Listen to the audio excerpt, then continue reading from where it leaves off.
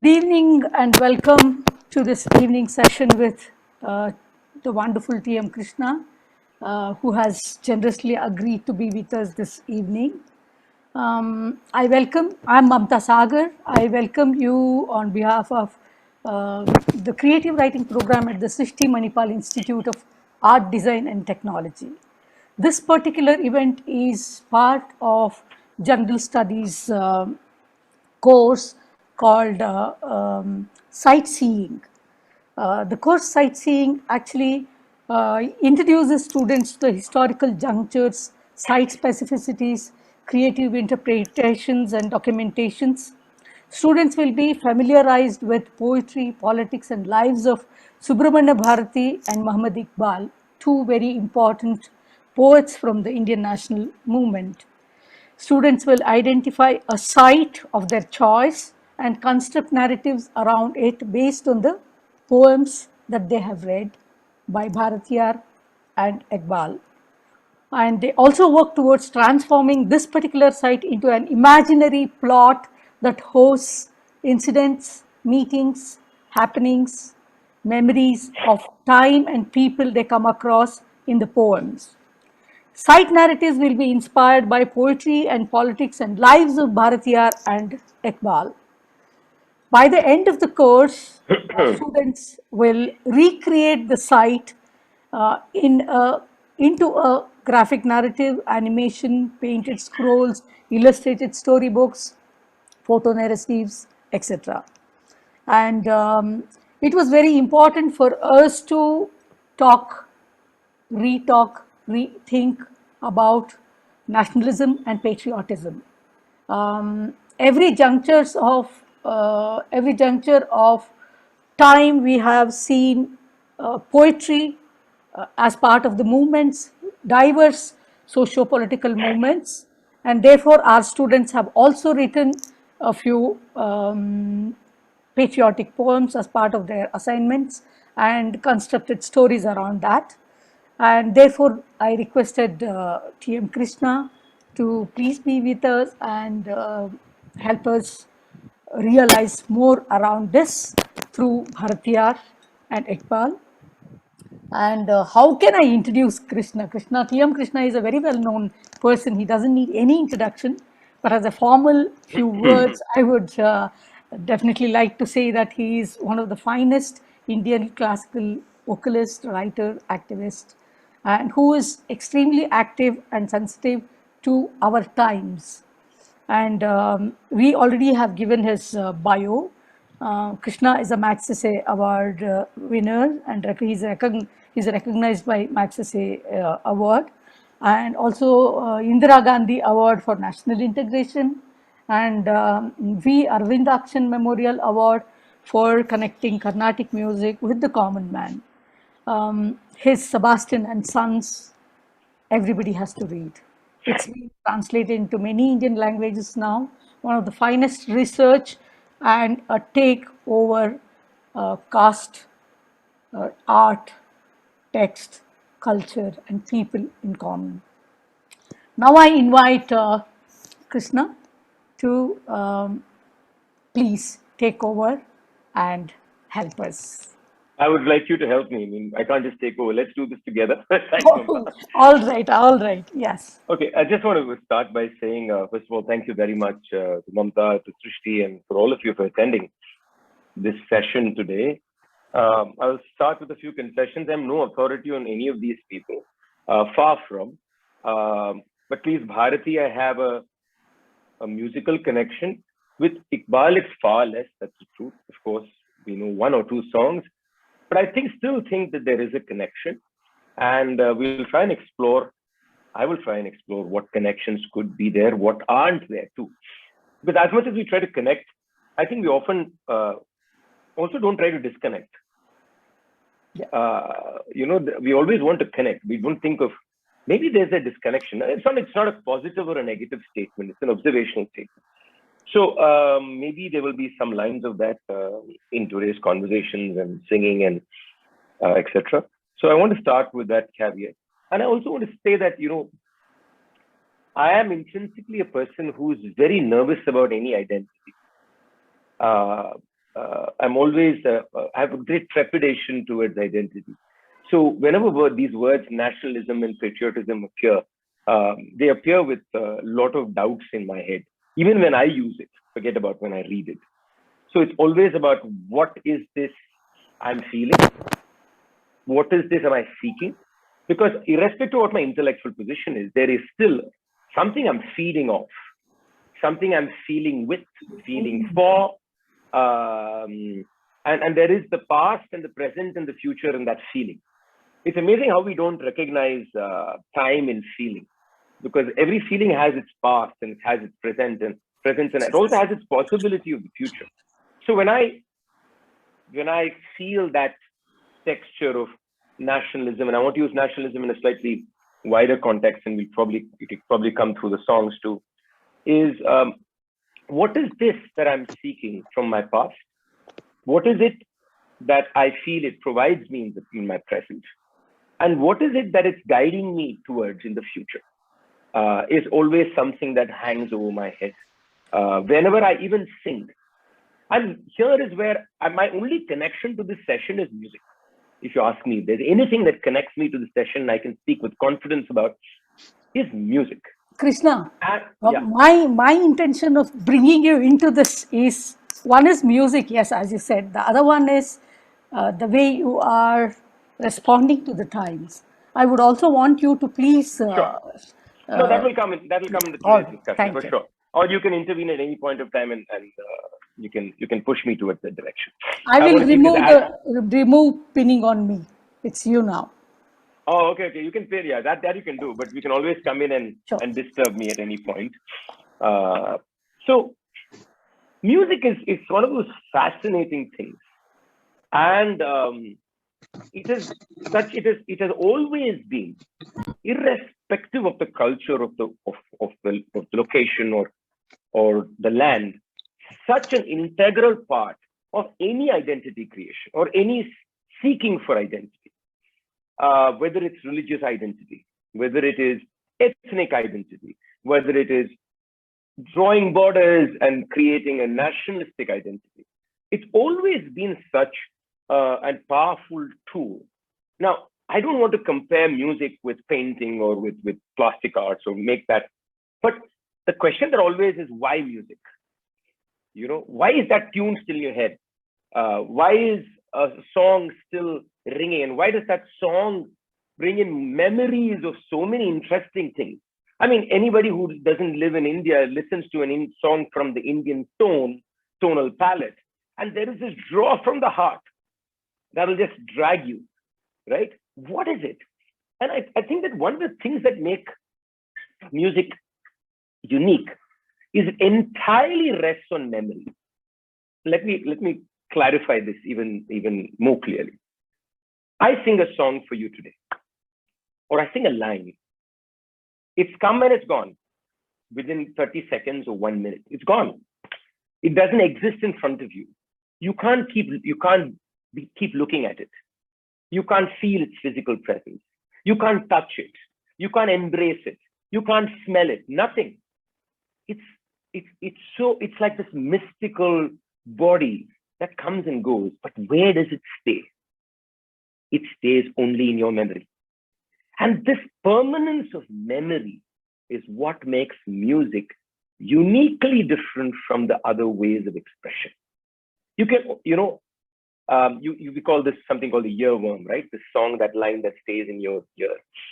But there's another thing about memory, right? Memory is never static. It never remains a memory. And music does that. So the tune is not just the tune. The tune is then embellished. The tune then it can turn ugly. That same tune at certain contexts could have meant something that brought people together. But the same tune in a different context could divide people. Let's look at a complex song. I want to start with something that's a complex and a disturbing, politically disturbing history. Vande Mataram, Just look at that flow of the song from the time of its creation. And I'm not going to go into the details, but it's a very interesting story. So Bankim writes Vande Mataram. Bankim writes only the first two verses of Vande Mataram first. Most people don't know that. He writes the first two verses. And then the Anandamath novel comes a little later. Okay. And in the novel, Vande Mataram gets two more verses. Now, are they two Vande Matarams or one Vande Mataram? Let's start from there. So the first two verses are written. He didn't, I mean, we can't go into his mind, but there's obviously no storytelling agenda there. It's a song. But then in Anandamath, the same song becomes a tool for violent act. It's almost an initiation song. If anybody has read Anandamath, please, if you have not, please read it. The same Vande Mataram becomes a tool for this congregation of sannyasis who come in, who go in to attack Muslim villages. Now, look at the transformation of that. Okay, that stays in 1905, 1906. The same Vande Mataram is played when Bengal is being partitioned. It becomes a rallying point. Not that it's been accepted by everybody. I'm not going to that complex history right now. It's very complicated. But the fact that the tonality of the same song is suddenly slightly different. So the interesting question is, how was it sung? And the number of tunes for Vande Mataram is unbelievable even by 1905, 1906, by the way. There are at least 5 tunes to it. Tagore makes the tune, publishes it in 1900. And that's published. But maybe that's the tune it was sung in. Let's presume it may have. But the same song is suddenly a different tonality. What are the memories it's creating? Is the word creating the memory? Are the tunes embellishing the memory? What tune was embellishing what memory? Fascinating for us to think about. And what borders are they drawing? What borders are they smudging? And the same Vande Mataram by 1937 is a point of inflection. A point that completely separates the whole battle between the Muslim League and the Congress. In 37, but then you also have memory. So you have Gandhi at that time saying that, I remember the time, irrespective of who the individual was, Vande Mataram brought us together. So another thing is this whole nostalgia that is being picked out of it. How true that nostalgia is of course a political discussion. But I'm just trying to take this song to see what it can mean at different times to different people. At the time that Vande Mataram is bringing people against the partition, we also know there is Muslim Hindu riots happening in certain parts of Bengal. So many things are coexisting. And this is the same period of time, or around that period of time, 1920s, a little later, when you have somebody like Bharati, or you have somebody like Iqbal, all also creating resonances of ways to come together, or ways to stay together, or ways to combat the other, right? So the other question that always erupts is, do we always have an other? Is there always other? Are all these songs situated in the identification of the other? Whether it is Bharati, whether it is Iqbal, whether it is even Tagore for some time. I mean, of course, he became a little more fluid later, but nevertheless, even Tagore or anybody. So there is always a positioning of the other. So how much is the other playing its role in creating this song? Right? I'm going to stop here and sing Bharati for you.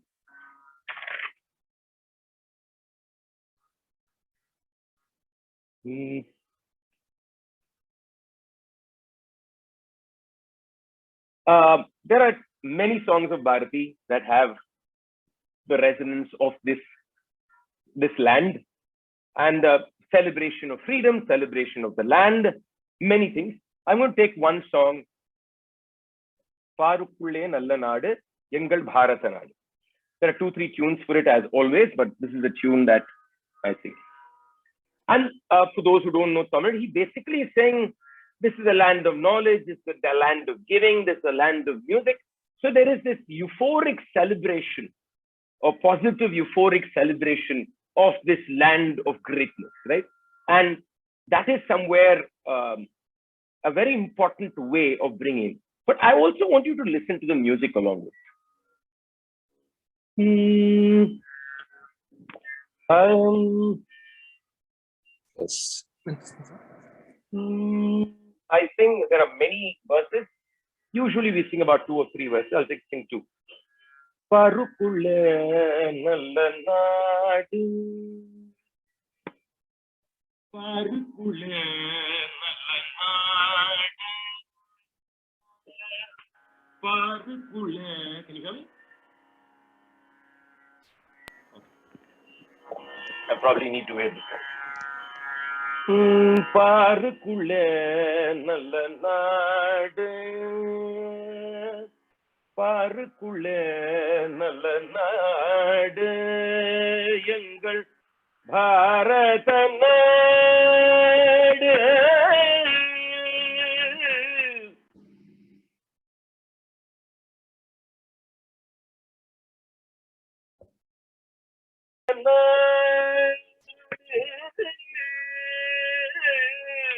பாருக்குள்ள நல்ல நாடு எங்கள் பாரத நாடு. பாருக்குள்ள நல்ல நாடு எங்கள் பாரத நாடு. பாருக்குள்ள நல்ல நாடு. ஞானத்திலே பர மோனத்திலே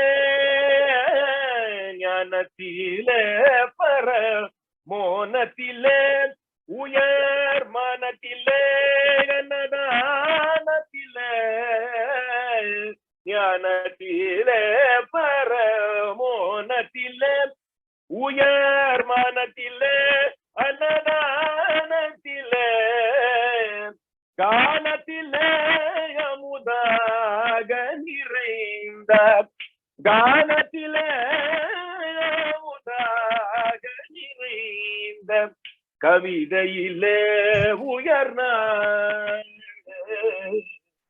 பாருக்குள்ள நல்ல நாடு எங்கள் பாரத நாடு.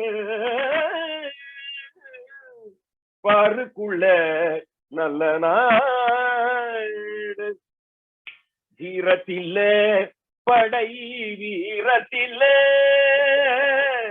வீரத்திலே படை வீரத்திலே நெஞ்சில் ஈரத்திலே உபகாரத்திலே வீரத்திலே படை வீரத்திலே நெஞ்சில் ஈரத்திலே உபகாரத்திலே சாரத்திலே மிகு சாத்திரம் கண்ட சாரத்திலே மிகு சாத்திரம் கண்ட தருவதிலே உயர்நாடு.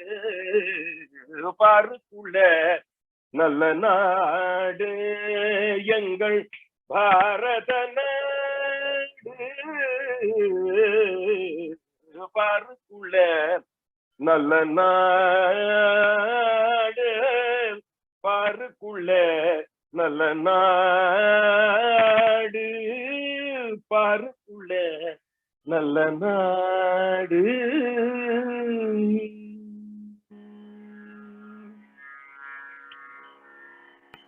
It's a lovely song. There is another tune for it. So, I mean, if you look at this, it's such a beautiful song, but it's not entirely a non-violent song, right? Yeah. You would have heard an ounce of violence in the way I sang it.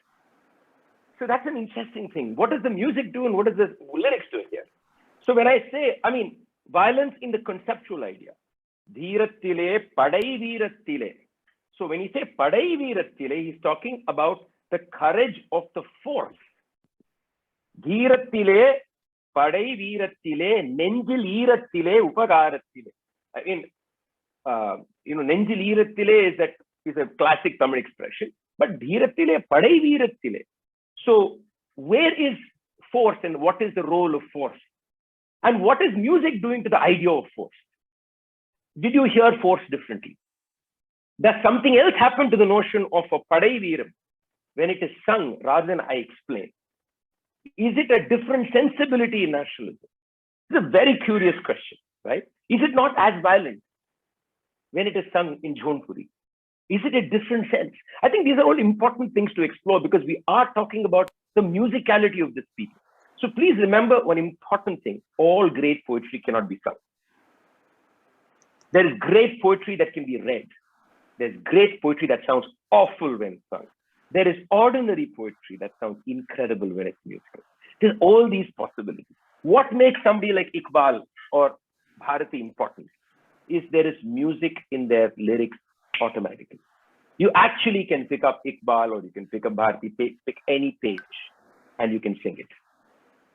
Because the prosody, the alliteration, the musicality, there's also the construction of the word. The construction of the word plays a very important role in the possibility of singing the word. There are beautiful words that can be read. There are beautiful words that can be sung. So when that changes, where exists Iqbal, where exists Bharati, where exists their thought, where exists my thought, where exists your experience, everything is smudged, right? So this song has always been in my head. I've sung it many times. And I've always felt it's a bit, now of course I'm thinking from my context, right? Not its context of his creation. Well, this over exuberance of everything great in this country, everything overflowing in this country is also said, is absolutely true. But when I sing it, I feel that celebration. I feel that euphoria. Is it a contradiction? Should I succumb to one of the contradictions? Should I erase one of the? I don't think so. So it's a fascinating coexistence when music suddenly does something to it. It changes the meaning of something that is being sung. You're going to say something, Mamta? Did I interrupt you? No, nothing. No, please carry on. I'm just going to shift to, I was thinking of Iqbal and I've sung. And Krishna, these protest poems or the poems during nationalism or whatever, maybe, this musicality of the language that is embedded in the poems itself, okay, which carries the poems through generations for diverse reasons, as you mentioned about Vande Mataram. So, yes. So you're going to say something. Sorry, I missed your point. No, I was just asking you, see, the whole musicality of the language embedded in the poem makes the poem popular, or absolutely. No, there's no doubt about it. So in fact, you don't even know whether it's the meaning that's making it popular. Think of it that way sometimes. You don't even know. For example, even now, Mamta, you'll have somebody who loves Vande Mataram. Now, there are two ways to perceive that person. I can say that person just doesn't understand the complex Hindu-Muslim issue that exists in it. That's probably true. But it's also true, there is something about Sujalam, Supalam, Malayaja Sheetalam, Sashya Shamalam, Mataram. I am getting goose pimples now as I said it to you. As much as I find that song very problematic. But I will be I'll be lying to you if I just don't think there's something so beautiful about that first verse. That first verse especially, which is what my attachment stays with, right? Sujalam, Supalam, Malayaja Sheetalam, Sashya Shamalam, Mataram. It's stunning piece of poetry. Right? So it creates a lot of interesting. What is my negotiation with Vande Mataram becomes a very interesting question for me. What is my negotiation? And what am I evoking? When I sing Vande Mataram, can I evoke something else with it? Can I take it away from its site? Can I give it a different site? In the word you're using now for this session. Are there multiple sites for just one song? Can there be multiple coexisting sites? And maybe time is irrelevant to the coexisting sites at some level, right? Because that's the thing about poetry or music. Time becomes a bit irrelevant at times to this. So, I was looking at Sare Jahan Se Acha, just before this morning and last evening. And I noticed something about that song that I had not seen before. Of course, the song that we sing from childhood using certain verses, you remember. I was looking at the last verse of that song, of Sare Jahan Se Acha. And to me, it reminded me of another song. So I'm going to just sing this and that together. You will. I've warned you ages since I sang Sare Jahan Se Acha. So, maaf kijiye.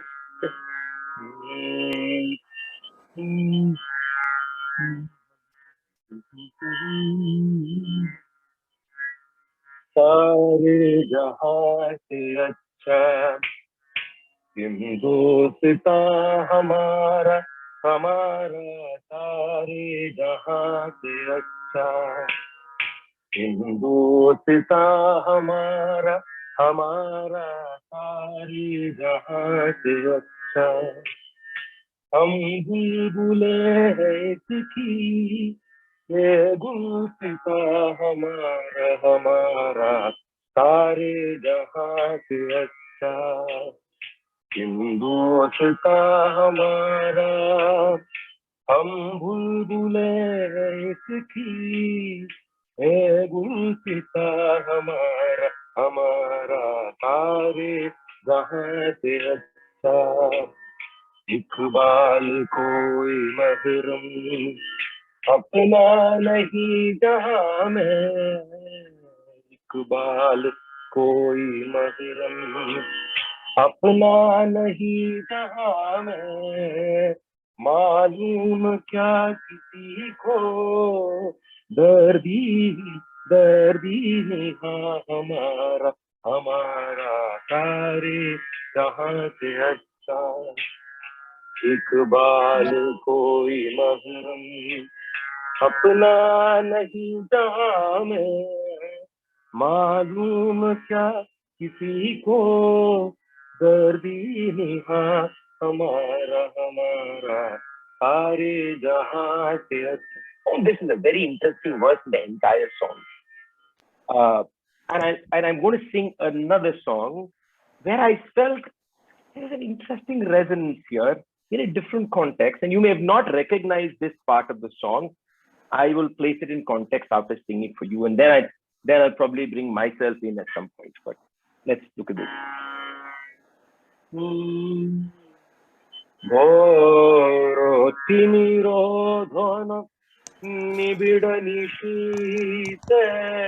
पीड़ितो मूर्छितो देशे, घोरो तिमिरोधन निबिड़ निशीते पीड़ितो मूर्छितो देशे, जागृतो ছিল তবু অবিচল মঙ্গল, নতুন নয়নে অনিমেষে, জাগৃত ছিল তবু অবিচল মঙ্গল, নতুন নয়নে অনিমেষে, দুঃস্বপ্নে আতঙ্কে রক্ষা করিলে অঙ্কে, স্নেহময়ী তোমার।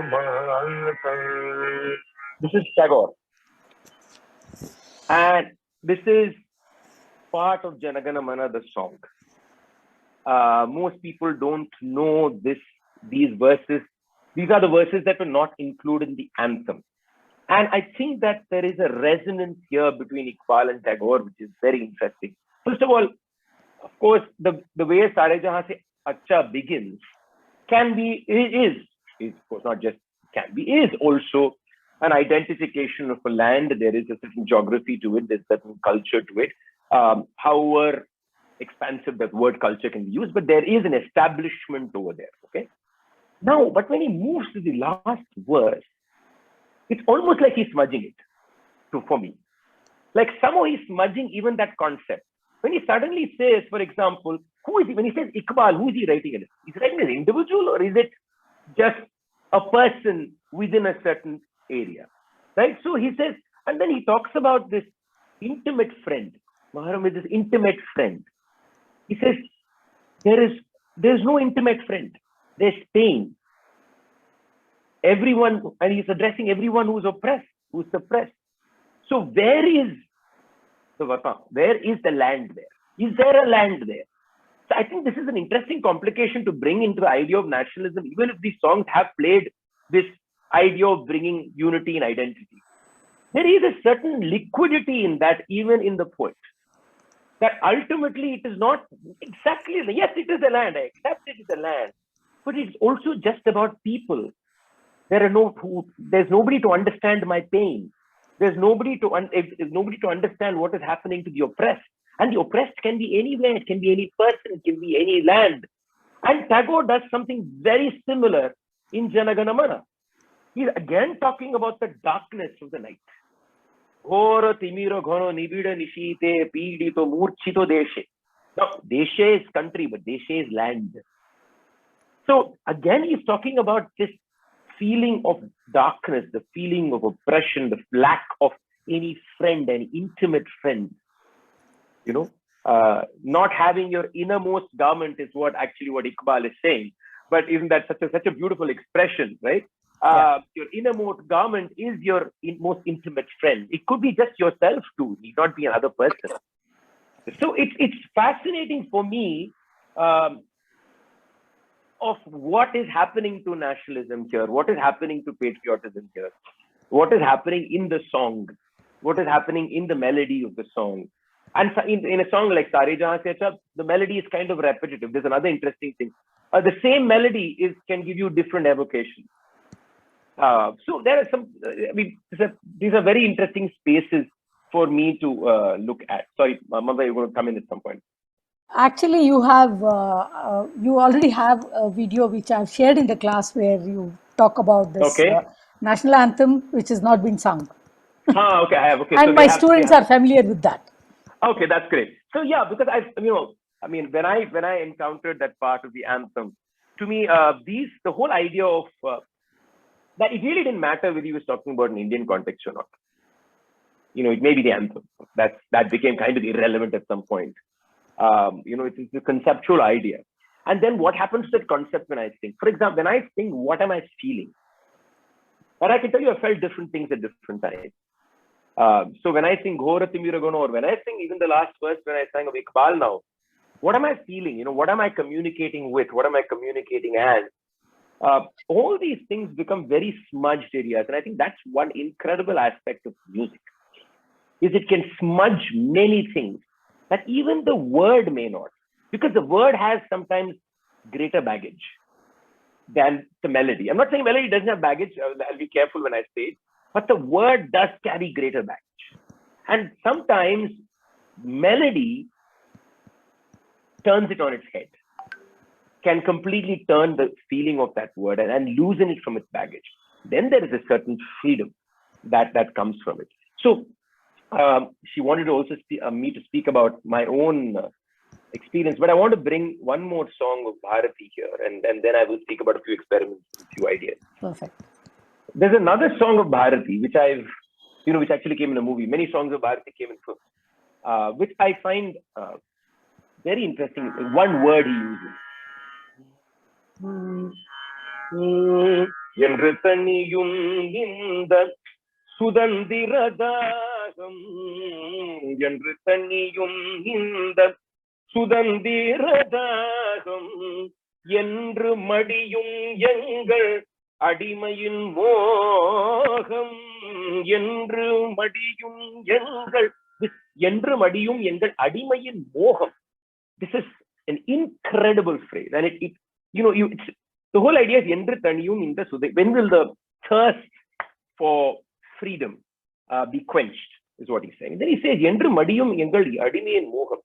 This fascination, or this what's the English word for it? Moham is a kind of desire.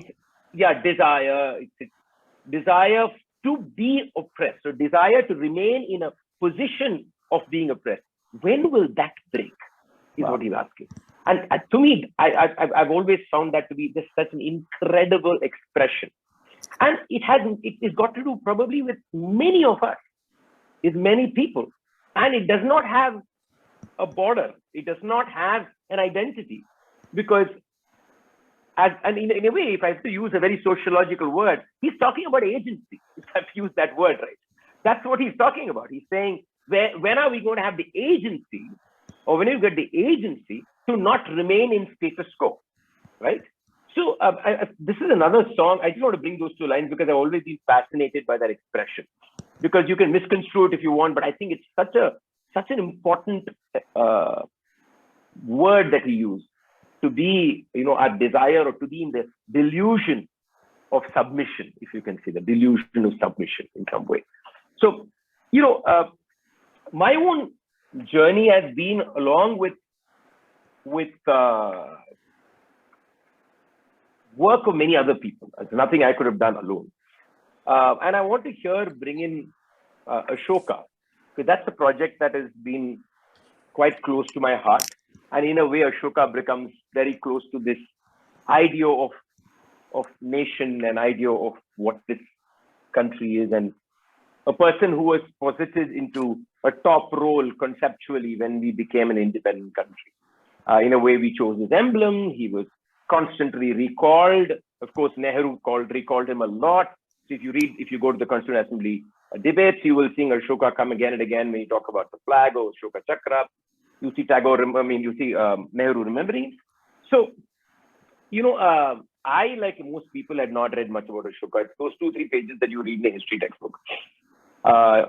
Ashoka, great king, Kalinga, became good man, ruled beautifully. This is probably like the whole story of Ashoka that we learn in school. But, and it was a dear friend of mine, Gopal Gandhi, who suddenly one day we were just having a chat, and he suddenly said, why don't you just go read the edicts again? And he just sent me a scanned copy of all the translations. I don't know what, I just started reading it, and I said, I was completely drawn by the expressions. First, drawn in complete admiration with non-criticality. I think that's how most of us begin. And then also with criticality, I still found it so fascinating on what this person was saying. And how is that in any way connected to where we live today and what we speak about? And so, as a project, we started to see whether the edicts could be sung. First, I want, edicts are there across India. For those who don't know, edicts are there in about 50 locations have been found, right from Kandahar and Afghanistan up to Karnataka. There are edicts. So any part of the country you live in, I'm sure within 100 kilometers radius or 200 kilometers, you can find an edict if you want to. It's unfortunate most of us have not seen one. So the edicts, he started in a certain manner, but the main thrust were about 14 edicts that you find repeated in different locations, and with some dialectic differences and expression differences. But they are mainly written in the language which is Ashokan Prakrit. We must remember the edicts were not, though it was written in stone, they were most likely read out. This is something the historian Nainjot Lahiri and I have discussed in detail, saying that we forget that the edicts were probably read out to people, because most people probably didn't know how to read. And imagine he was writing it in Ashokan Prakrit, where people spoke local languages, right? Of course, there are a few edicts in Kandahar which are also in Aramaic and in Greek, but otherwise most of them are Ashokan. So somebody probably read them, probably announced them out. Probably there was every Friday gathering when these good words were put in. What makes them special? What makes Ashoka important? Is, I think, for the first time, somebody reimagined even Buddhist Dhamma. Ashoka's Dhamma is not Buddhist Dhamma. Ashoka's Dhamma is Dhamma of political life and public policy. And he does one thing which is very important. He connects individual transformation with public transformation in action, in governance, in administration. And he doesn't see them as individual. Unfortunately, a lot of times we see them as individuals. So he really attracted me a lot. So I'm going to sing a few verses from the edict that is out, but I just want to sing it, and I want to look at some of the things he says in it. And I need to just take this out. Just give me a second, please. Yes, so.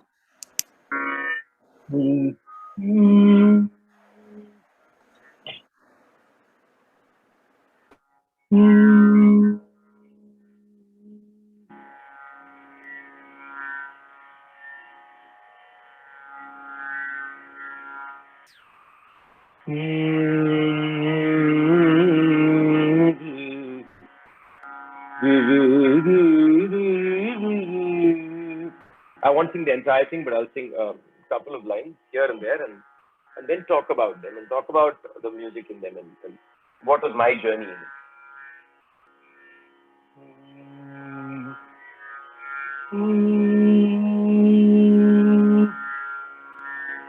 Muni se pajama atha pajaye ichhami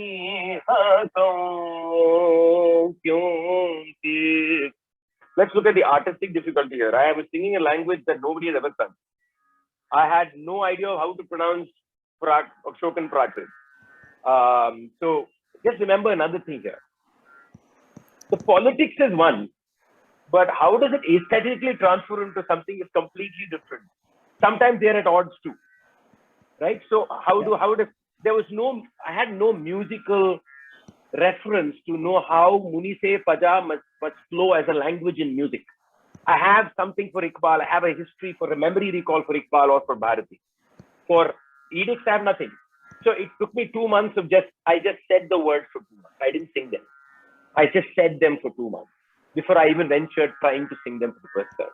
Munise Paja Mama Atha Paja Ichhami Kyunki Save Nahi Sukhena Hidaloke Ka Palaloke Kayam Mapani Sada Pani Gariga Parivaga Maridani Sada Pamariga Maba Danina Disham Tanam Yadisham Dharmadanam Dharma Saustava Dharma Sauvibhava Dharma Saubhava Sabama Padama Gari Gani Sariga Mariga Pada Sapada Sari Tasamavayo Eva Sadhu. This is one of my favorite verses. Tasamavayo Eva Sadhu Kyunti. Says harmony is the best.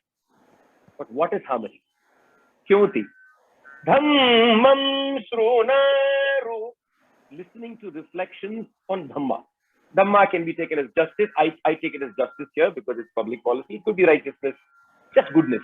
Dhammam Srunaru. Then listen to this. Annasta Dhammam Srunaru. Listening to another's reflection on justice.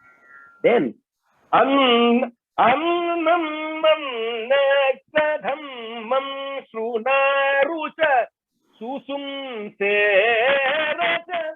Not just listening to somebody's reflection, but listening to that willingly. This is spectacular.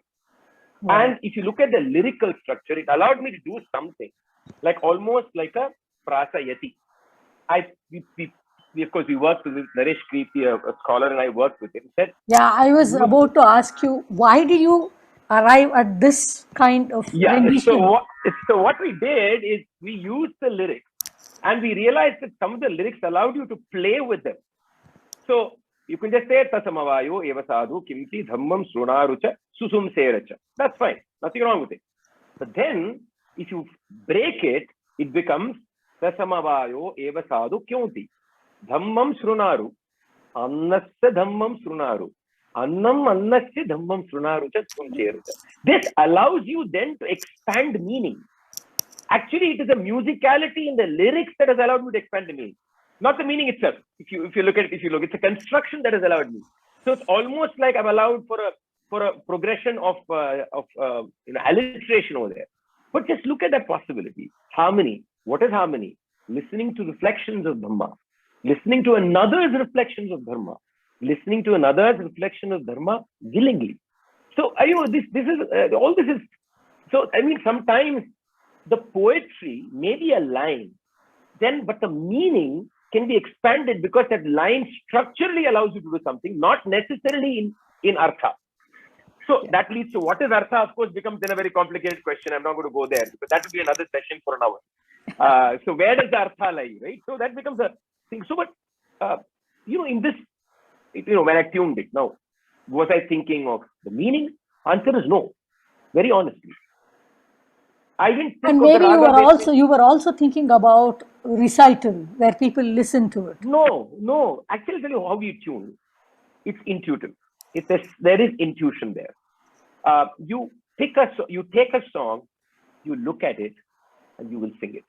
Wow. The raga, in a way, if it doesn't happen, I usually just keep it aside and go away.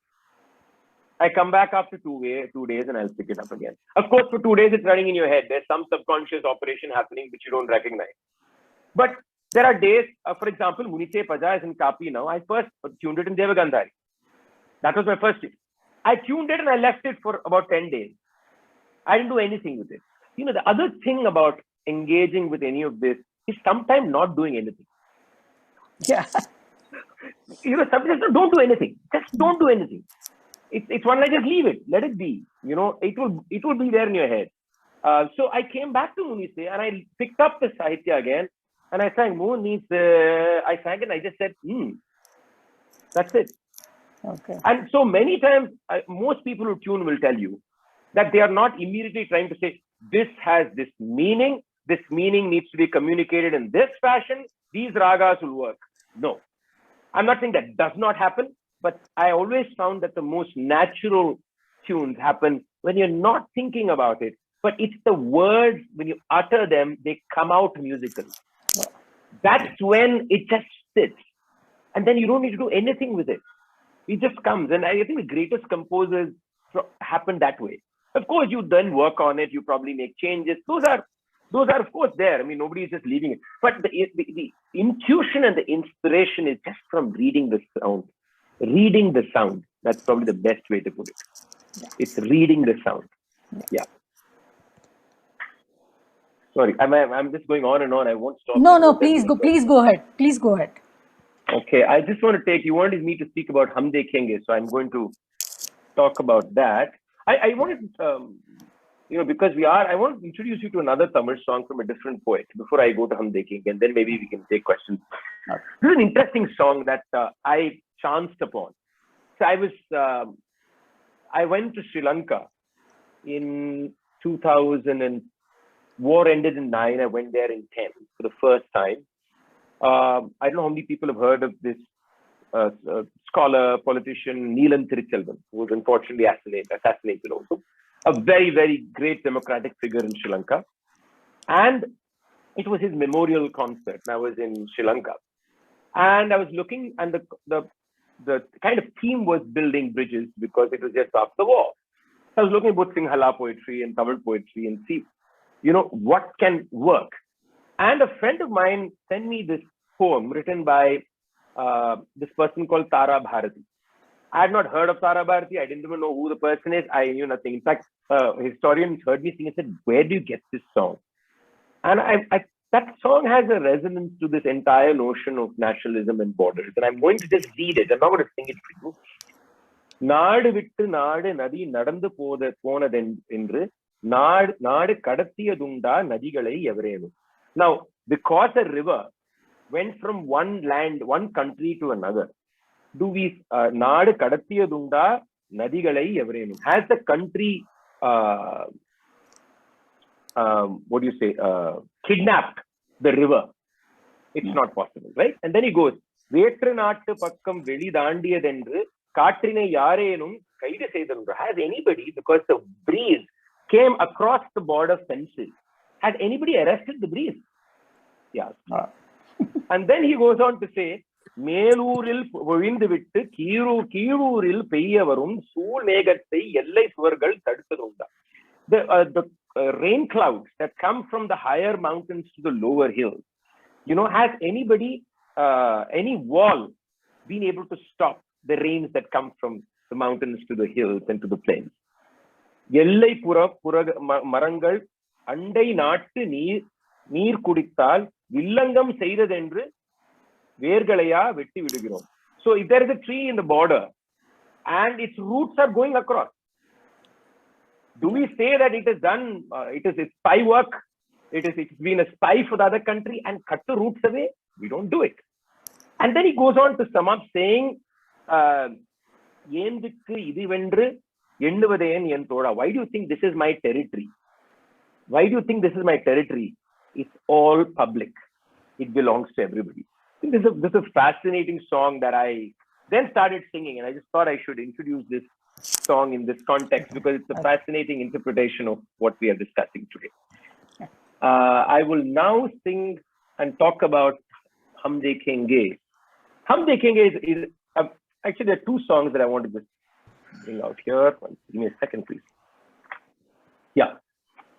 Now, Hum Dekhenge is one of those songs that has got lives after lives after lives. And it's got so many lives. And each life means something else, right? And the anti-CA protest brought Hum Dekhenge back.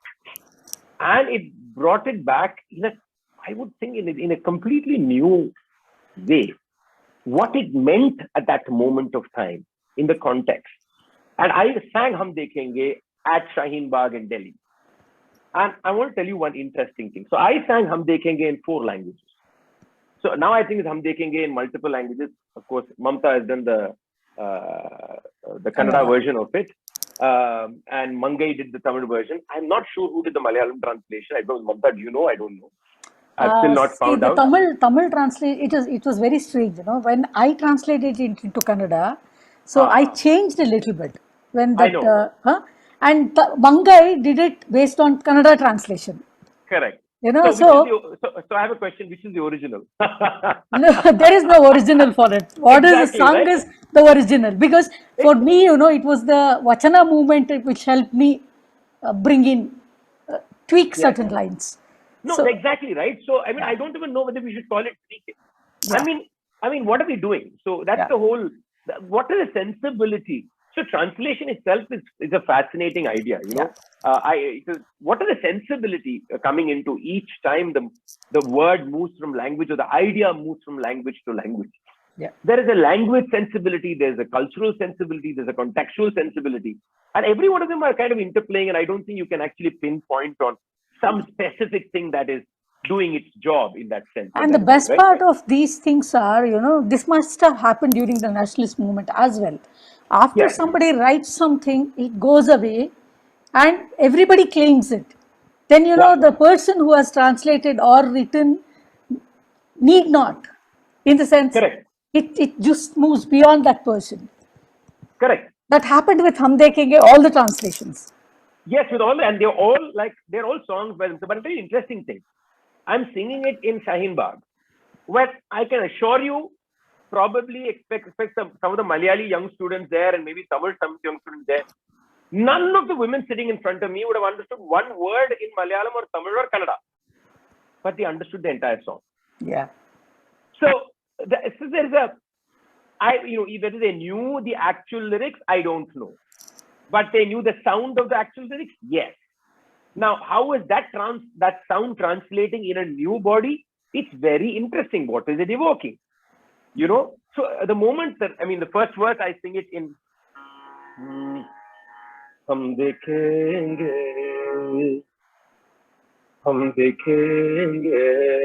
lazim hai ke hum bhi dekhenge, hum dekhenge. वो दिन के जिसका वादा है, जो लोहे असल में लिखा है, हम देखेंगे, लाजिम है कि हम भी देखेंगे, हम देखेंगे. അനീതികൾ നെടുമലപ്പന്നി പോലെ, അനീതികൾ നെടുമലപ്പന്നി പോലെ, തുലാമഴയേറ്റവ വീഴുമ്പോഴും, അനീതികൾ നെടുമലപ്പന്നി പോലെ, തുലാമഴയേറ്റവ വീഴുമ്പോഴും, അധികാരം എന്നും അലങ്കാരം അല്ല, ജനങ്ങൾ എന്നും യജമാനന്മാർ ഉറപ്പല്ലേ, നമ്മൾ കാണേണ്ടേ. हम देखेंगे, लाजिम है कि हम भी देखेंगे, लाजिम है कि हम भी देखेंगे, हम देखेंगे. वो दिन के जिसका वादा है, जो लोहे असल में लिखा है, हम ಕರುಣೆಗೆ ದೇವರು ಆದಾಗ, ಕರುಣೆಗೆ ದೇವರು ಆದಾಗ, ಆ ದೇವರು ಗುಡಿಯತೆ ನಡೆದಾಗ, ತಳ್ಳಿಸಿಕೊಂಡ ನಮಗೆಲ್ಲ, ತಳ್ಳಿಸಿಕೊಂಡ ನಮಗೆಲ್ಲ, ಆ ದೇವರ ಸನಿಹ ಸಿಕ್ಕಾಗ, ಗದ್ದಿಗಳೆಲ್ಲ ಉರುಳೋದ, ಗದ್ದಿಗಳೆಲ್ಲ ಉರುಳೋದ, ಅಧಿಕಾರಗಳು ನೆನೆದು ಹೇಳೋದ ನೋಡೋನೆ.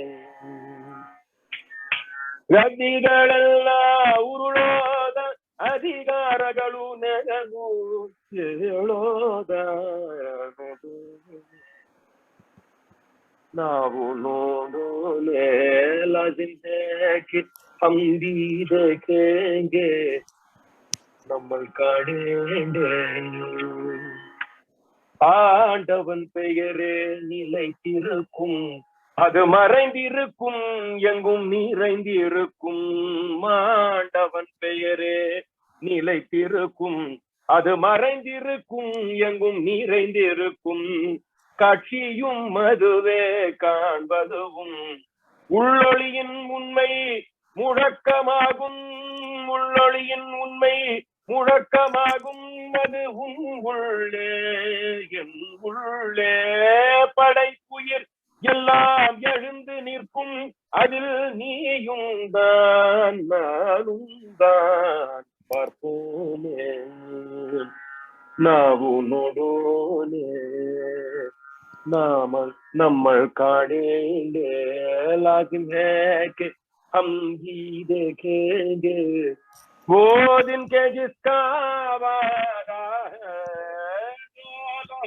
असल में लिखा है हम देखेंगे, लाजिम है कि हम भी देखेंगे, हम देखेंगे. So this almost multiple lives that it has in every language, the multiple meanings it has, and also the contextual rendition. You know, when it was rendered there in Shaheen Bagh, for me to sing it there, that context is also so important. What it does at that moment is also something, what it did to me at that moment, what it did to the people in front of me at that moment. That also plays such a role in this. Should I stop now? No, one second. I have a few things to talk with you. Like, you know, like these songs, like the songs that take different forms along the junctures of history. I think the whole notion of nationalism and patriotism also transcend, transcreate, and simultaneously have different forms of existence in a time. And when you argue for patriotism or nationalism, you know, as we know, the argument is going on by diverse kind of ideological stances. Yeah. So for me, this particular course was very important to work with the students, so that they would also realize that something like this, or you know, the whole notion of nationalism, nation, and being a patriotic. What does it mean to be a patriotic at this point of time? Because patriotism is floated all around. Yeah. I think Iqbal and Tagore have probably shown the way a little bit there. In the way of how can you smudge it as much as you can claim it. I think you know, I'm not going to go to this discussion of nationalism versus patriotism, placing them in different positions. I sometimes feel that that's semantic jugglery at times, and that's my opinion. I think we're playing a little game over there, you know. So I won't go into that argument, because that's a long discussion. But I think this. There's no denying that any form of nationalism comes from drawing some lines in its very raw sense. It draws identity and draws lines. There are two things we have to investigate. is why and how is it drawing these identities? I think that's very important. What is the ethical basis of that? And the ethical context of that has to be seen. Then as the discussion grows within you, whether you're a musician or a poet or a creative person, it is the abstraction of that should be touching people, which means it's universal. Yeah. The more, I mean, I would love to discuss abstraction in detail, because I think that's where the essence of being non-nationalistic exists. Yeah. Because abstraction is the sensibility or the emotion of that. The literality is the event or that happening. I feel very patriotic about my country when I sing Jana Gana Mana. Okay, that is an event. That is an event that is drawing something. But what is the idea of feeling that we are all equal? For example, Bharati sings in Aduvome Pulli Paduvome, Ananda Sudindiram Arindu Vittom. Let's celebrate that we've got Sudindiram. Then he says in that Namirukku Nadu Namadenbudharindom, okay, this country has become ours. Yes. Namakke, no, that's not the one. Engum Sudhandiram Enbade Peche, Nam Yellorum Samam Enbadu Udiyachu. So that's a very interesting thing. He's saying the whole relevance of freedom is the fact that you become equal. Now, this is a very different idea of nationalism, or this is not a territorial marking. We are not territorially marking this just because we are together. We are marking this because we want equality or equity, right? So that then changes the texture or smudges it from being just a single identity process. And I think many times music poets are doing that, which is what I think Iqbal is also doing, which is also Tagore is doing. Is yes, they are saying yes, Janagaramana, there is Punjab, Sindh, Gujarat, Maratha, he says all that. And then he goes on to say also about the various languages, various religions that exist. And then ultimately he's saying what is the feeling of the people? We are all feeling depressed. And Iqbal is saying the same thing. We all don't have friends. So I think this understanding of we all, moving from the specific to the abstract, where you and I don't really are not different, then smudges nationalism. And I think that is where we have to be today at some level. Yeah. There is no problem in us feeling that we all need to come together, but we have to come together because we have to ethically feel something else. Yes. Yeah. Okay, Krishna, when you are in a mood where you are really thinking of like gearing up towards a new work, okay, usually the work which you have already done comes back to you. Is there anything like that which you would want to sing to us? With that, we can. I don't know. I had picked one more interesting song that I've worked on. Please. So I probably sing parts of it. Okay. This is tuned by actually Shubha Mughal, not by me. But this is a song which I again bumped into because I saw an article by this young man. One second, I'll just figure it out. So this is written by.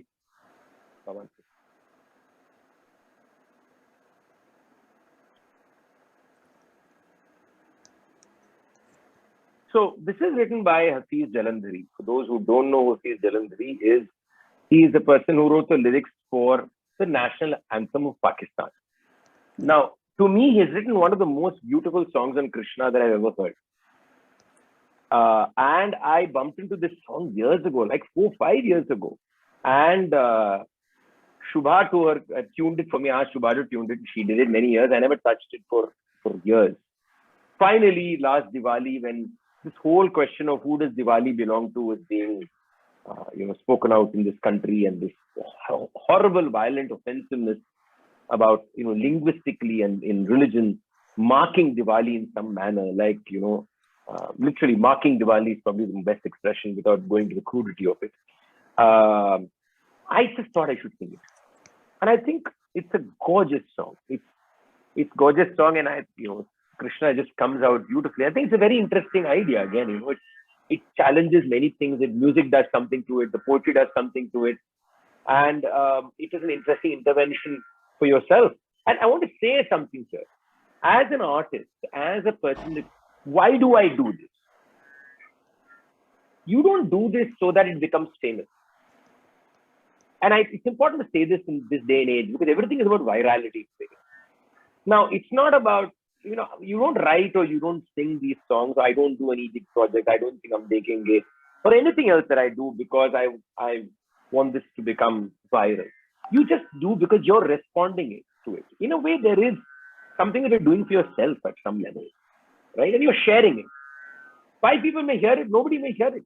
It may happen. But that still doesn't change the art object. The object still has a role. So what is its role if nobody sees it? It's a very fascinating question to ask. It still does. Because one person saw it, yourself. Yeah. That's good enough. That's good enough. It'll live. So देखने वालों इस हुस्न को देखो, इस राज को समझो, देखने वालों इस हुस्न को देखो, इस राज को समझो, ये नक्शे ख्याली, ये फिक्रते आली, ये नक्शे ख्याली, ये फिक्रते आली, ये पे करे तनवीर, ये कृष्ण की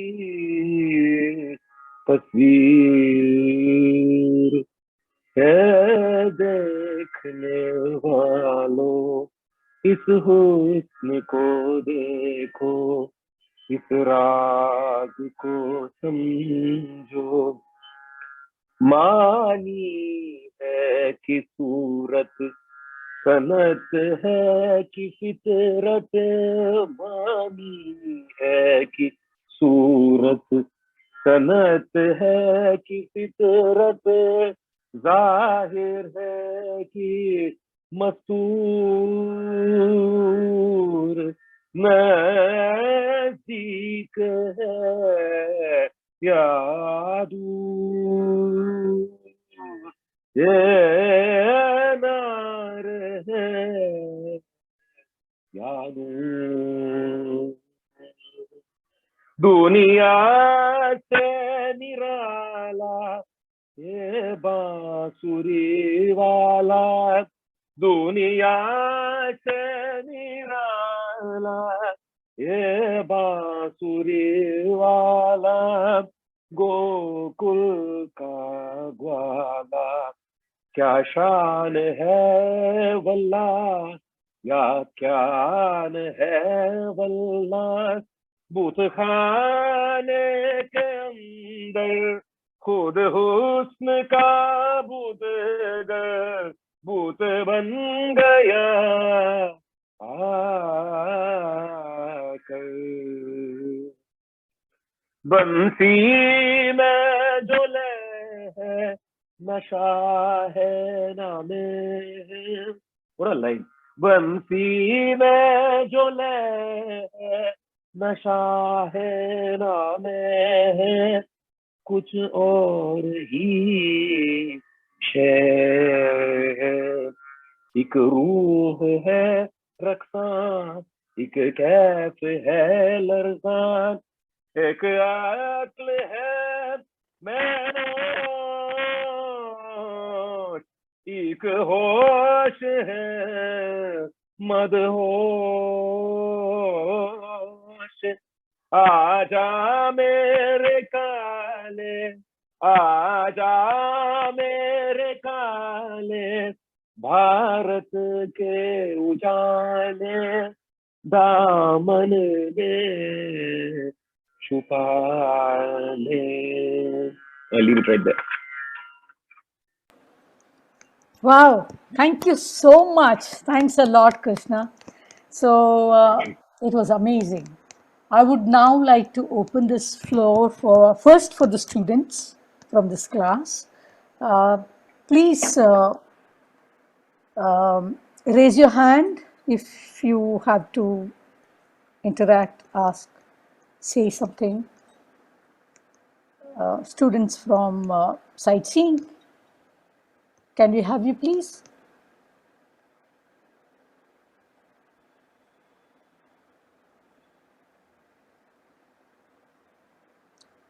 Is there anyone?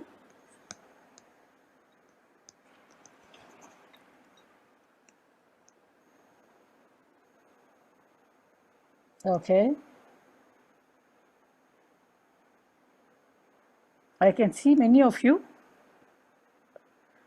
All right.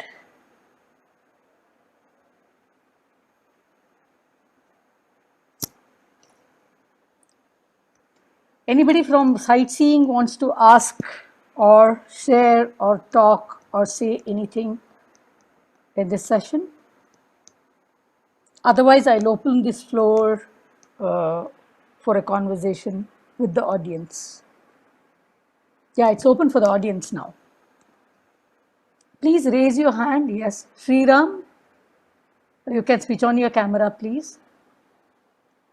Okay, I'm really sorry. I'm not in a position to switch on my camera. I know there's a bit of. Can you please introduce yourself? Yes, sure. Yeah. This is Sriram. I am from Bangalore. I've been a long time fan of Mr. Krishna. Been primarily, like I keep saying, I'm more a fan of his writing and thinking than even his music. Yeah. So my question to Mr. Krishna was, you made a remark that with Vande Mataram, those lines, the Shujalam Sufalam lines, they are really poetic. They are really beautiful, and you can appreciate that. While you can also see that the poem itself is problematic. Now, being people of privilege, how ethical or how right do you think it is that we can celebrate poems that are problematic, but at the same time, those poems are ultimately intellectually violent towards the oppressed people. So how do you? What is your take on that conflict? So I want to put it this way: it's not a question of celebration. I think that's the wrong word. I think the question is to also give it the possibility to. First of all, it depends on who's. I'll give you an example. I give this example many times. So Barenboim, Daniel Barenboim, is a very famous conductor, Jewish conductor. So this man, the problem with Wagner, for example. Wagner is quite, the name Wagner, the melody of Wagner is of great disturbance to the Jewish community because of the connection with the Holocaust and with Hitler, etc. So Daniel Barenboim does one thing. Of course, I want to put in context here. Daniel Barenboim is a Jew. Makes a difference from me not being a person in the oppressed community, but you'll understand why I'm giving you this analogy. He plays in Jerusalem with his orchestra, and he did some interesting work where one of their orchestras they created along with a friend, a Palestinian friend of his, a very famous journalist. His name is slipping my mind right now. They created a Jewish-Palestinian orchestra together. And anyway, at a performance in Jerusalem, he suddenly announces that he'd play Wagner. And he invites the audience to a discussion on whether Wagner should be played or not. Now, it's a fascinating position, right? Because the sound is offensive. Sound is violent. Wagner is violent to the Jewish community. But he's allowing Wagner then to be a vehicle to a conversation, and Wagner is played. Now, the reason I'm saying is because he's also somewhere saying, is there something else to Wagner? Is what he's also asking in a very interesting way. Of course, he's a Jew asking that question. Now, what I am saying here is I'm not celebrating it. But it's also important to recognize there could be different sensibilities that you can take out of. There are some from which you can't take any different sensibility. You just let it be, it's gone. But in sometimes there are different sensibilities. How does one capture those sensibilities? And how does one make that a point of discourse? Not for everyone to agree. Let it be a contested point. But that has to be a point of discourse, right? Now, I can very easily make the situation, I could very easily today said that, yeah, Vande Mataram is very violent, everything. But I'll be lying to myself if I didn't say I still find beauty in Sujalam Sufalam. So how do I live that contradiction? As long as I don't erase the contradiction, the conversation is fair and conversation is ethical. If I erase the contradiction, then the conversation is unethical. I am okay to have that challenge by somebody saying you have no experience of being in the other side of receiving it, and therefore you take the position. We should have that conversation. So I think we need these in-between spaces. We don't need to have politically correct spaces. We need to be we need to have honest spaces where we accept this contradiction. And it's important that we challenge the contradiction within ourselves and in the conversation. And let us be challenged. Let us be called out. That's fine. But I don't want to be politically correct for the sake of it.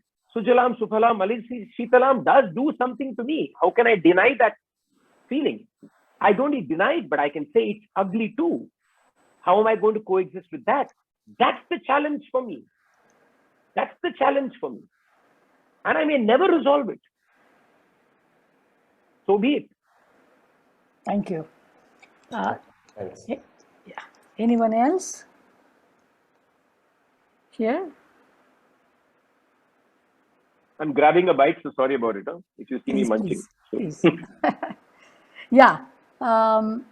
Ghazal, can you please Yes. switch on the camera as well? Yeah. I just did. Hi. Hi. Good day. Ghazal, please introduce yourself. I'm Ghazal. Hi. I am Iranian by birth. I was born both in Iran and Germany, and I did my professional Kathak training in Delhi, Kathak Kendra, and did under Pandit Rajendra Gangani. And now I'm back and forth between like Delhi, Germany, and Iran. And one dilemma that I have as a non-Indian Kathak practitioner, especially since Shaheen Bagh, is how do I respond or react through my art and through my teaching to the community, to the dance and community of classical dance and music, which I am part of. How do I do it as an outsider who is yet somehow like really strongly through this practice connected to India and feels responsible for whatever is politically happening inside the community, but also in the brighter sense in the entire country. So, or maybe I should not. Yeah. No, just to understand it, you were talking about responding to what's happening in India as a person who, within quotes, does not belong to India in that sense, right? Yes, in the smaller sense, in the community of dance, but also belongs to a community. But you also belong to the community of dance. Yeah. Okay, so this is a tough one because I think one of the problems is that the community that you belong to and I belong to is usually a community that does not respond to anything. So let's first place that. I think that's the biggest challenge. If you, whether it is Kathak, Bharatanatyam, Carnatic music, Hindustani music, there's an insular community that only talks about beauty of art, beauty of tradition, beauty of all this, and is happily willing to put everything else under the carpet, right? So it makes a challenge that much more difficult. I'm just telling you, a situation is worse than you think it is. So I'm not giving you a solution. But I think, again, somewhere we must go back to what we were discussing is, are you responding to the event? Are you responding? I think I'm just raising this question. I don't want you to answer it for me now. I'm just putting it out there. Are you responding it to the event, or are you responding to the violence of it that is not necessarily limited to that event? Okay. I think there are two aspects. There is the event of Shaheen Bagh or violence that has happened X time, Y time. You respond to it. There's an immediacy that is required. But then, is it also possible for you to respond to it in a manner that is also larger of what it does to you as seeing this happening, right? And I feel that if there is a problem, now you do belong to this world, to the Indian world, not because you learn Kathak. That's the point I want to make. First, break that idea. You belong to this world because you belong, you're watching violence happen. And you do have a communication tool that is connected to this culture. What you have is a way to communicate to this culture, which another Iranian may not have. And that tool for you is Kathak. Okay? So if you don't think of Kathak as being representative of this country or this culture, but rather seeing as a creative mechanism for you to respond, it doesn't matter whether Kathak existed in Korea, in Russia, or in Delhi. It really doesn't matter. It becomes immaterial. So I would say make that immaterial. Kathak is your body. Kathak is your creative spirit. Kathak is your way you can communicate. You respond. That's it. That's what I would say. Thank you. Thank you, Ghazala. Thank you. Any other question?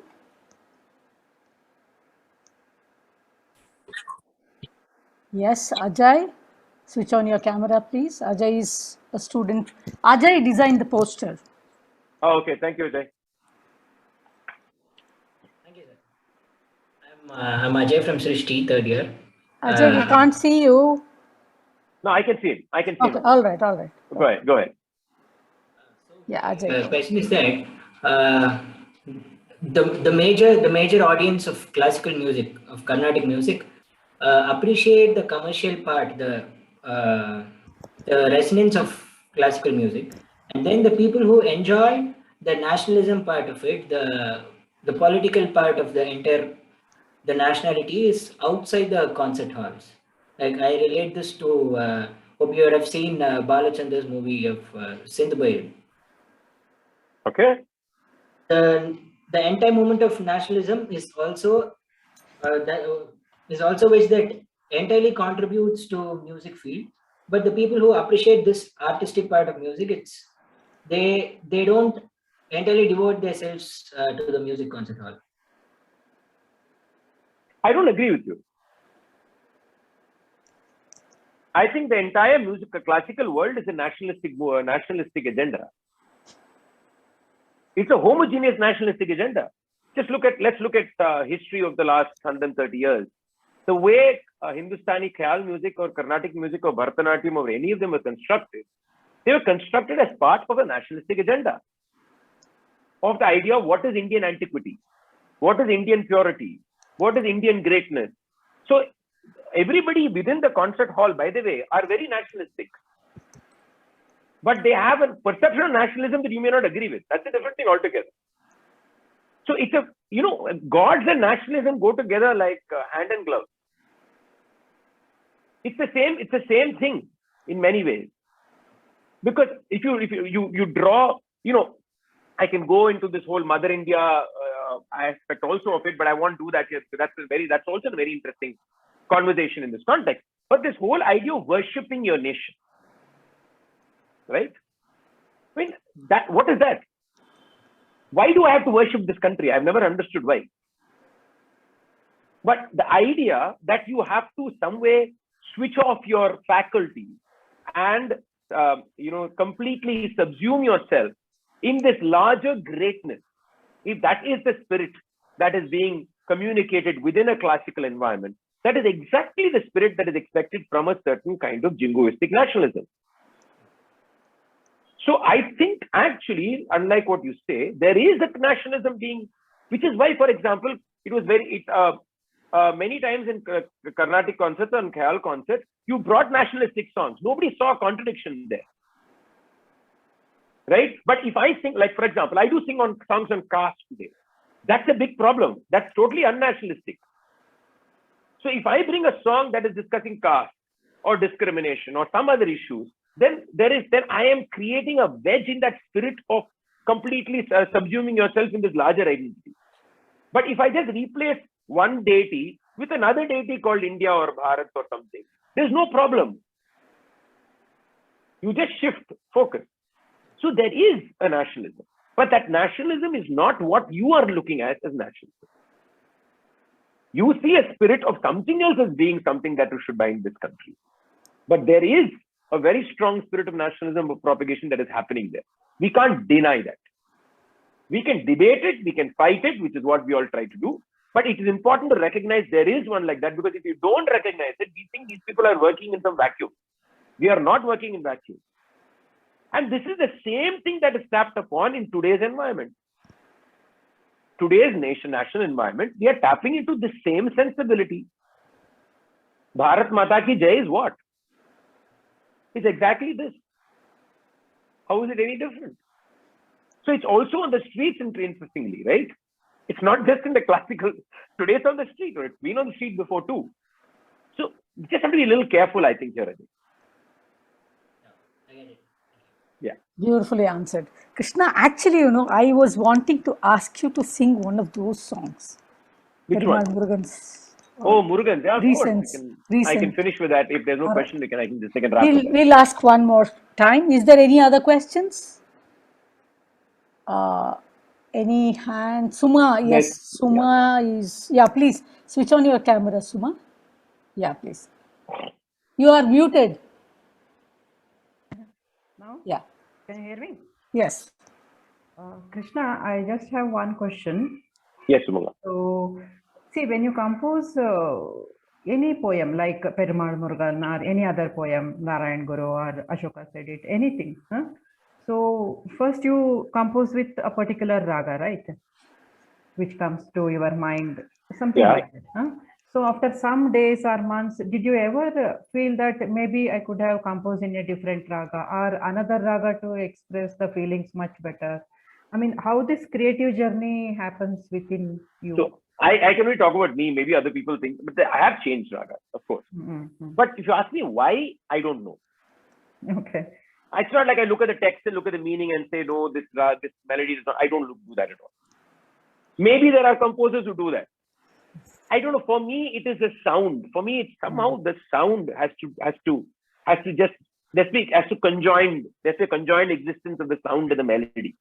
I'm not thinking directly saying, you see, there's a problem. I think there is a great limitation in thinking meaning conveying through music has to be a certain way. You automatically homogenize it. We all know what tunes today will sound sad, what tunes sound brave, what tunes sound kind, what tunes sound sad. I mean, love, romantic. Isn't that a problem itself? That you're going to categorize melodies in terms of certain kinds of melody, romantic. I think there is a lot of gender discrimination in that melody categorization, if you don't recognize.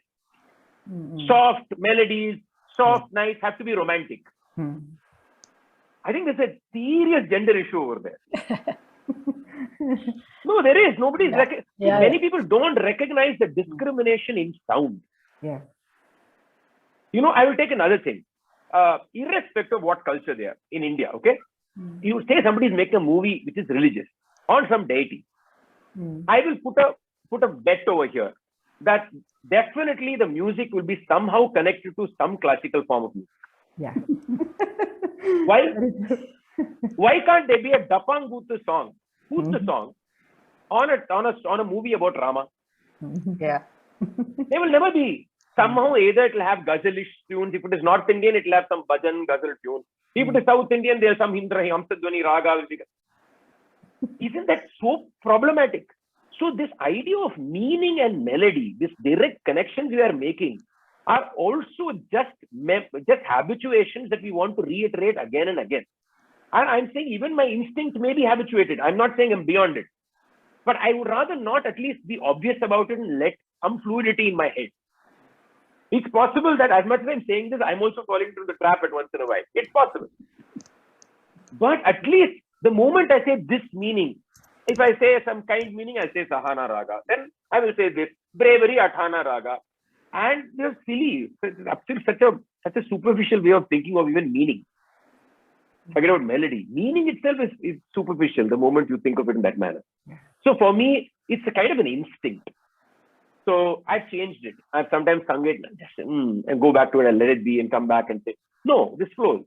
And the flow is very interesting. You know, it's about the way the words come out of my mouth. Don't ask me what it is. It's the way the words come out of my mouth in the melody. I just feel it in my mouth. I should feel it. I almost taste it.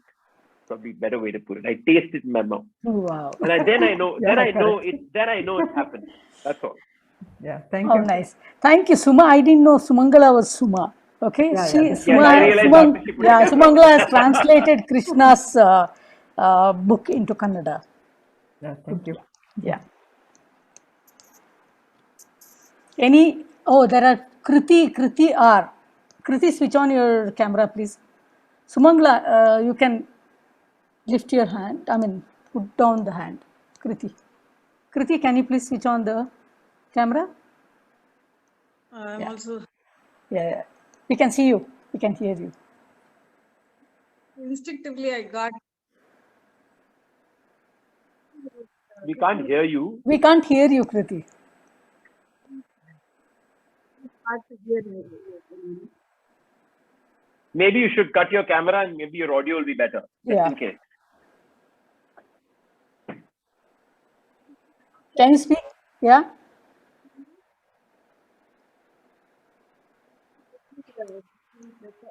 No, Kriti, we can't hear you. Krishna Kriti is a person who is experimenting with the Talamaddale form of singing. Oh, okay. And she is working on gender, and she has a group of women team who are reinterpreting mythological stories and narratives Okay. in Talamaddale. Interesting. But Kriti, we can't hear you. 1 minute. Okay, now we can hear you. That 1 minute was heard.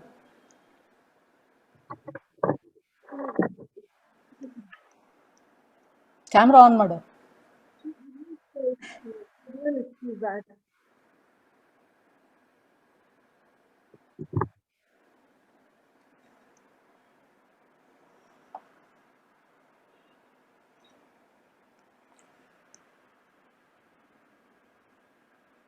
Hello, can you? Yeah. Yes. Okay, sorry, I forgot what I was supposed to say by searching my headphone and stuff. Okay, the thing is, you in the beginning you spoke about a melody being more abstract and language being more loaded, right? And when Suma was talking, I had this thought about like how which tune is like you were speaking about how we are conditioned to think about like even like Bharatanaट्य Shastra, all those rasas and stuff. So I wanted you to speak more on that, like language and melody differences. And you said, I think in the beginning, whatever I could hear in this connection, how melody is more abstract and language is not. I get your question. Yeah, I guess first both can be abstract. Let me first state that it is possible both can be abstract. Both can be also overtly loaded. That's one. But why did I say melody is less loaded or gives you an opportunity? Sorry, to be less burdened. Is we have learned to, fortunately or unfortunately, we have learned to understand the world within and around us through words and through meaning. Now, because of that, the load that we carry in terms of language is much more.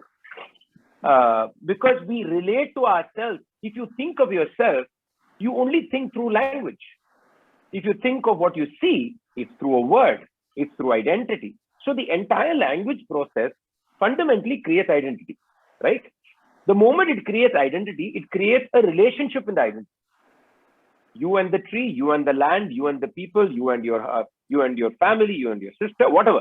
The word sister is a burden word, right? Because it's not a person, it's a sister, right? So every word. So, but the same thing. Suppose we just turn this, okay? Suppose you're listening to a language you don't understand at all. What happens to the word? I don't understand one word of, say, some language, Korean, right? There's suddenly no burden. So the question, interesting question to ask us, what are we receiving it as? One, we are receiving it as a sonic body. But is it an emotional receiving? That's not true. Somehow those sounds also give you some emotion, right? So it's a very interesting thing what happens when the semantic meaning gets switched off, or shall we say quieted. Melody has that possibility. Melody also has identity, like raga is an identity. Like I said, now certain emotions have certain ragas have identity, or even beyond ragas, melodic habituation. But the possibility they can go to the in-between of a non-meaning sphere, melody, rhythm, not just melody, melody and rhythm allow that. So sometimes I even say that it is possible that the word itself becomes something else in melody. How does a word transform in melody? That also we discussed today. Because melody taps into that sonic possibility of the word. I always have a problem with these hyper-linguistic people who come and say that word should not be sung like this. I'm like, no, when it is sung, it should be sung like this. Yeah. I mean, I have read your book also, so yeah, I know what exactly. you speak about. So it has to be extended. Yeah, so what happens to a word when it's extended? What happens to the meaning when the word is extended? Of course, it all has lines and it has, it has certain conceptual ideas that you still need to be discussing. But that apart, so I think that is what I mean by saying sound allows for an abstraction. What happens when there's also conflict there? Let's bring a conflict there. Say you say a certain word is only sound for you, but that word is violence for somebody else. What do we do with the word? How does one, what is that? So it also allows you for many, many possibilities. And I think music can allow you to then challenge both positions in the way you use it around the word or within the word. You can challenge all absolute positions. And that's what I was trying to say in terms of what music or melody or rhythm, music as a general word can be.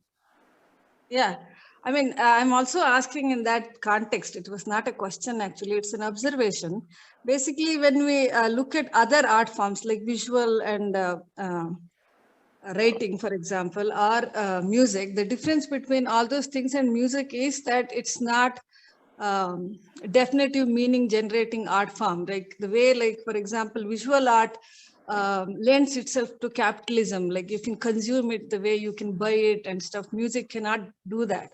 And the meaning and the music is so far away because it cannot create that kind of meaning. And what words cannot say, music can say, right? I mean, all these cliched things is also true. Even sometimes what the word did not want to say. yeah, that is true. As you said, that when you put a different kind of melody, like the way I experiment with my Yakshagana music is, like if Shurpanike is, for example, song is sung in a whatever, like the Natya Shastra, this rasa, so this way she has to cry or whatever, then I change the raga into something like the way a bhima would cry or something. So then the whole bhava of it changes. So I mean, exactly. I do that experiment, but I was curious because lately I'm feeling that even the music and the language, the relationship between music and the language is also kind of very conditioned. The way you also said later when you were answering the question. I agree. Like when you were singing this that Fayaz song, I think in Kannada and Tamil and in Malayalam and Hindi. As soon as you sung in Hindi, I felt it's going to this kind of. Also, because see, that's the thing, because I'm conditioned to listen to Carnatic music from childhood. So, and Yakshagana music, which is again Southern Indian kind of flair to it, Southern Indian music, Gamaka style and all those things. So as soon as you sang that in Hindi, I felt it's like cliched kind of spiritual, like the way Hindustani people would say spiritual. Your Carnatic is religious, whereas Hindustani is spiritual in that level. And when you, as soon as you, because I like Carnatic music, I mean, that's why I'm conditioned. So when I listen to Hindustani music, I have that problem with it. It's better to be religious than spiritual because at least it's in the face, right? I mean, so I felt that problem when you sang in Hindi or Urdu, whatever, in Madrasi Urdu. And then when you sang in Kannada, Tamil, and because the way you pronounce the word or where the weightage in the language itself didn't make it float. And I mean, maybe that's the thing. I'm more conditioned that way. And I mean, that's we're all conditioned. So I think the challenge is, what do we need to do to this baggage to uncondition ourselves, even momentarily? What we think is beautiful itself needs to be challenged. I think the first thing is to realize that art is not about what we think or about beauty at all or associative beauty. Art doesn't have to be nice. It doesn't have to be. As a feminist, I have to think that way. But you're actually saying that, by the way. No, I'm saying, I'm saying I'm conditioned. As a feminist, I have to fight that. I'm saying exactly what I'm saying. So the question is, what are we going to do? You can't fight it. That's the whole thing. What are we going to do? Is how do we allow us to at least temporarily suspend that possibility for a period of time? And maybe in shall we say, diving into cultures that are not part of where you are, in a very sincere, concerted manner, some amount of debaggaging can happen. And this I'm speaking from personal experience. And that it can happen. But for that, we need to be willing to dive into a different culture and experience it. And of course, you will have those conditionings of those cultures. That's there. That we'll deal with later. But at least this will allow us some, if I can use the word, liquidity in the way we receive. Thank you, Krishna.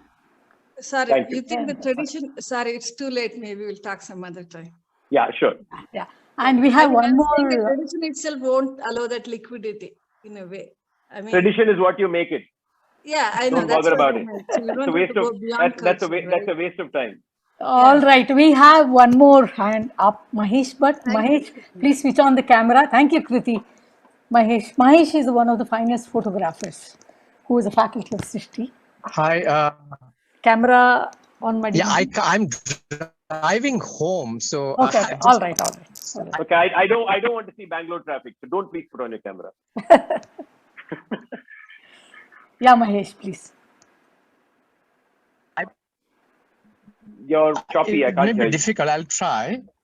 So, or you can you can stop. You can stop your car. Yeah, I have stopped. Yeah, don't put the camera. I think the network is patchy. Yeah, can you hear me now? Yeah, you can. Okay. Yeah, hi, Krishna. I'm photographer, faculty at Srishti. I think you'll better get a better context. I'm Bijoyini Satpathi's husband. So okay, nice to know you. You'll know me better that way.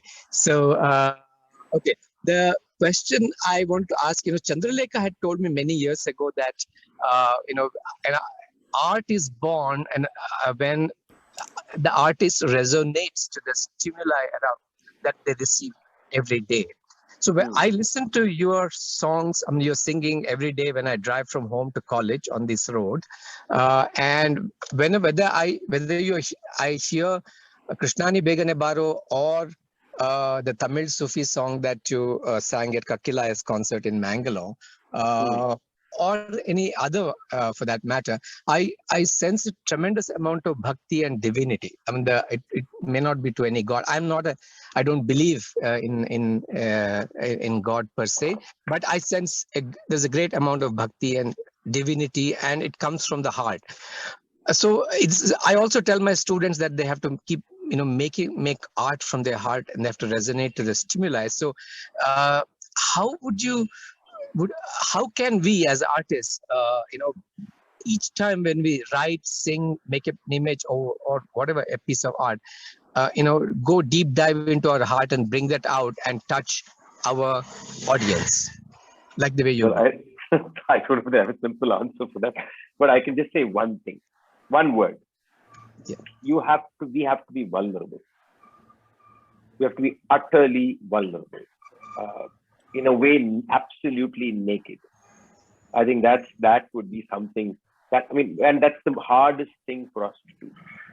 As human beings, not just artists, is how does one remain vulnerable? And maybe what you're experiencing as divinity is vulnerability. And I'm using vulnerability, of course, in a certain context, because we, as a species, we like to be in the known. We like to categorize and be in the known. We like to know what it is, categorize it as something, and slot it somewhere, and then deal with it. And then we create interrelationships between many of these knowns. And our entire comfort zone comes in creating more clear interrelationships between the various knowns that we have. Anything unknown appears, we tap into our known body of knowledge or whatever, and slot it again. Now, but if we can remain vulnerable and be in a position of absolutely not knowing and just listening, not even knowing what is going to happen with you, not willing to dictate what is going to happen with you, or with what your piece of work that you're doing, or a photograph you're taking, or the song that you're singing. And you utterly and so acutely listen to every movement that is happening when it is there. Then what happens, I can say what happens when I sing, I'm actually listening to the music. I'm not singing the music. I'm so acutely listening. And if I'm acutely listening, then I'm automatically extremely vulnerable, because it's like being in that car, literally. And I think that's the only thing. So I think, in fact, as artists and as all of us as some kind of, not educators, but should say enablers of art in some manner, or catalysts of art, is to say, how can we make people who come and share a space in a classroom with us vulnerable human beings? And it's from vulnerability that empathy comes. It's from vulnerability that compassion comes. It's from vulnerability that a true hug happens. Vulnerability is that hug, actually. When sometimes you hug a person, it may be a person you never met, but that hug is something. Just feel it. So I think that would be my best and the most vague answer I can give. Thank you. That's fantastic. Yes. Thank you very much. Thank you. Now we'll have the last question. One more person is there. Aishwarya Om Prakash, please switch on your camera. Aishwarya. Hi, good evening. I'm Aishwarya, just a follower of a lot of Krishna's discourse. I just think what triggered my thought is what Krishna was talking about, vulnerability, and I thought this was the right time, and this was a question that I'd always wanted to probably ask you, Krishna, at some point, is in your concerts, right? And I've attended a lot of musicians and all of that, and I find a lot of them sticking to a certain raga or being very well curated. But what I find very, very particular to your concerts is there are those moments of silence. There's that proper, almost a minute long silence where you pretty much, I think, are also composing yourself or whatever. So I just want to, because I think it's very close to what you just spoke about, your vulnerability, want to just understand what is it that you are at that moment going through. And this particularly, I mean, every concert, and it doesn't happen once or twice, it happens. And most of the time it is when you are singing what is not the typical Carnatic repertoires, is when I've observed there are those long pauses, and sometimes your colleagues on the stage are also like, okay, when are you going to come back to this zone of sorts? And at that point, what is very surreal for me as an audience is that there's more silence in the entire audience, and everybody's also waiting when that moment you kind of come back. So what exactly is your state of thought? Where are you? Okay. Not a question I usually like to answer, but I will try. Okay, then I will try. Well, maybe I will try. But I think it can happen anytime. It need not be at a specific time in a concert. It cannot be a specific song. Yeah, of course. What goes on is tough to actually articulate clearly. All I can say is maybe, and there can be different reasons for it, but keeping aside reasons that are very temporally situated to events. Those can also be reasons at times, no doubt about it. It could be an event that is happening in society at that point of time that's triggering something. It could be a memory recall of something, and I'm keeping those away from this discourse. Okay. I think when those are away and periods of silence or periods of nothingness that happen is, it's times when I think, in a very interesting way, everything becomes a bit, it's almost like everything is complete in a manner at that point. It's like, it's all done. So the best way for me to answer is I'll give you an incident. And probably that will capture this better than me trying to give you an explanation for it. Because I'm trying to explain it. The problem is I'm trying to explain it without using the cliche words that are all hooks. And I'm very scared of all the cliche words that can be used to explain what I want to explain. This is why making it explain becomes that much harder. But let me give you an example. So this happened a few years at a concert. I was there and we started singing, and my colleagues and I were down an hour. 45 minutes down the concert. And after 45 minutes, I decided to get up and leave. It was a 2-hour concert, ticketed concert. The audience was sitting. I just felt music for that day was over. It had filled the space. It had filled me. It had consumed me. It had brought me to a point where I did not want to utter one more sound. All the sound that had been uttered had completed the space. All I needed to do from that moment is just keep quiet. I would have been happy to sit there for the next 1 hour doing nothing. So I decided to tell the audience that I'm going to leave because the music for the evening is over. Of course, I can sing for another 1 hour, but I want to leave. And I can tell you that was not the first time I felt that way. That's not been the last time I felt that way. But that's the time I really actually got up and left. And I got up and left. Of course, it came with a backlash like nobody's business. And then I've been trapped. I have never got up and left because I would like to leave so many times. And that one time I left, it was like as if the political mess that it created of saying, responsibility towards audience, ticket paying public, and all these conversations that start was just too much to handle. So I have tried to answer it by saying it the best way I can. But that is why I sing. That's why I sing. I don't sing for any other reason. I sing only for that. And it's unfortunate that I don't leave more often from the stage. I'm as much trapped in the web as anybody else. Yeah. So just to understand this a little bit, because I don't understand Carnatic in its nerdiness. You don't need to know Carnatic music in this. There's nothing to do with Carnatic. No. So would this sense of that momentary of silence, absorption, reflection, somewhere come into the whole manodharmic? No, nothing. Forget about all the mechanics. Nothing to do with the mechanics of music.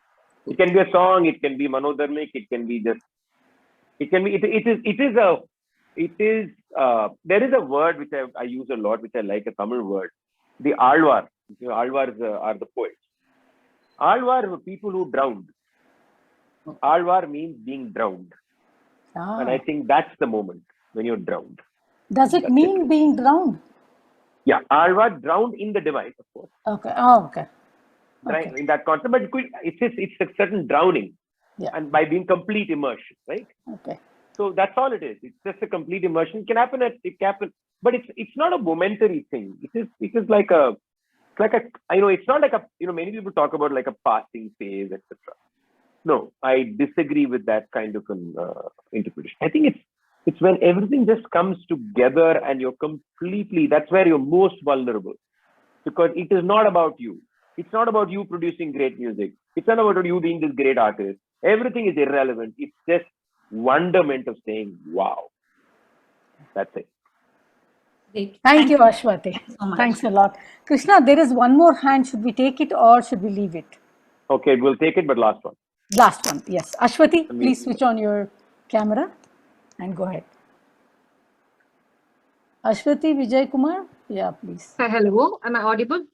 Yes, you are. Yes, you are. Hello, everyone. Hello, sir. So I'm a researcher in ethnomusicology. We have met a few times. I don't know whether you remember me. So my question is not directly related to what we have been discussing right now.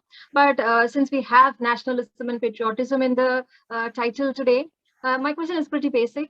I just want to know your definition of a nation. And I would... You're getting into deep trouble.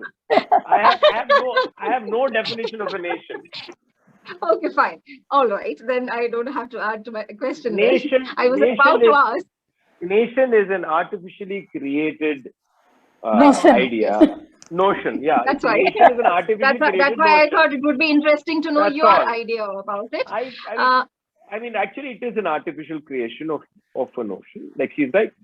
And if you like it, you like it. If you like a different interpretation of it, fine. It, of course, taps into our sensibilities at times, which is also fine. That's all. I mean, beyond which I don't know. I was about to add to the question that whether you consider yourself a nationalist to any extent, or do you consider yourself as a citizen of the world? So maybe even that is an identity, no?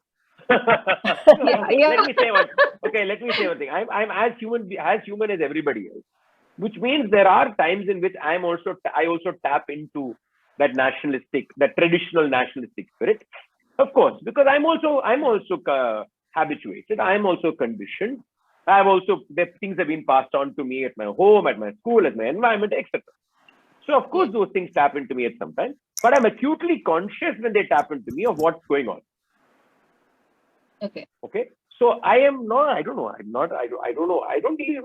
I think all of us are just struggling individuals trying to figure out what the hell is going on. Yeah. And all these words, in a way, in my opinion, are ways in which to stop us from trying to figure out what is going on. Yeah. Yeah. True. They stop us from trying to figure out it, right? So every identity is a limitation. True that. Every identity. So therefore, I don't know. You can call me what you want. I will accept it. Okay. Yeah. Okay. Thank you. Krishna, who we can call whatever we want. It was a wonderful evening, and before we end, I request you to please sing. I know this is a long session, but thanks for being with us. And yes, I'll sing a few lines of a song that Murugan wrote. Yeah. I've not sung it in public too much. Just sung in one concert. It's quite a nice song. It's on freedom. Okay. It says basically you must have freedom to say what you want, write what you want, sing what you want, read what you want, listen to what you want. And we need that freedom. Different thoughts. விதவிதமாய் தோன்றும் புது புது சிந்தனை எதற்கும் தடையில்லை அதையெல்லாம் சொல்ல. That is all the different ideas and that come from an individual should not be limited. There are no limitations to saying any one of them. நதியோட்டம் போலே கதிரொளியை போலே மதுமலரை போலே மதிவானம் போலே குடியலையை போலே உதிக்கும் கருத்தெல்லாம் உலகின் முன்னெடுத்து மதி முருகு சொல்லை. Brilliant. So he says it's like the rainbow, it's like the water, it's like it just flows, and to share it with the world, Murugu shares it with the world, which is Pemmal Murugu. I'll just go through it quickly. Sudhandiram vendum, Sudhandiram vendum. So here somebody asked about tuning, right? So when I picked this song, a little subversion came in my head to choose the same song in which a Bharati song is sung. Okay. It says Aduvome Palli Paduvome Ananda Sudhandiram. The moment I saw Sudhandiram, it struck me in my head. But it also plays the idea of Sudhandiram. So there's a kind of a subversion to Bharati's notion of Sudhandiram in that song to what Murugan is doing. So there's a little political game there.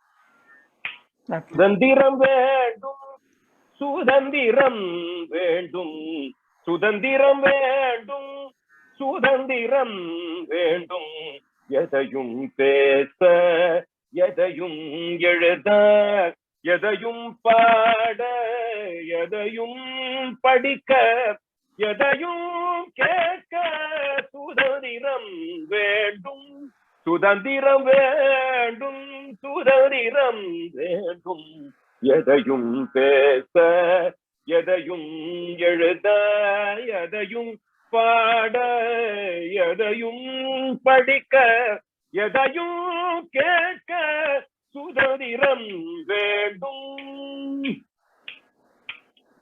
விதவிதமாய் தோன்றும் புது புது சிந்தனை விதவிதமாய் தோன்றும் புது புது சிந்தனை விதவிதமாய் தோன்றும் புது புது சிந்தனை விதவிதமாய் தோன்றும் புது புது சிந்தனை எதற்கும் தடையில்லை அதையெல்லாம் சொல்ல சுதந்திரம் வேண்டும் சுதந்திரம் வேண்டும் எதையும் பேச எதையும் எழுத எதையும் பாட எதையும் படிக்க எதையும் கேட்க சுதந்திரம் வேண்டும்.